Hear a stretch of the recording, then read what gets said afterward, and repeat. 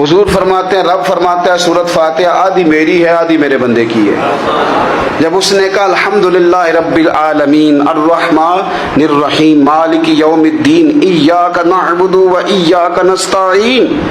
جب یہاں تک وہ لفظ کہتا ہے تو یہ حصہ میرا تھا۔ اس نے اپنے رب کی تعریف کی، اور جب کہا نا اس نے اہدنا الصراط المستقیم، اب بندے نے التجائیں شروع کر دی۔ اس نے کہا کہ مالک بھی تو ہے، رحمان بھی تو ہے، رحیم بھی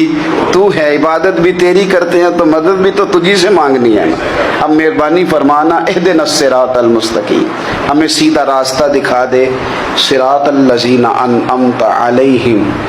ان لوگوں کا راستہ دکھانا جن پر تو نے انعام کیا ہے، غیر المغضوب علیہم ولا الضالین، ان کے راستے پہ نہ چلانا جن پر تیرا غضب ہوا، جو گمراہ ہو گئے ان کے راستے۔ تو نماز میں جب ترجمے پر آپ کا غور ہوتا ہے تو آپ کا تو دل خود بخود لگ جاتا ہے۔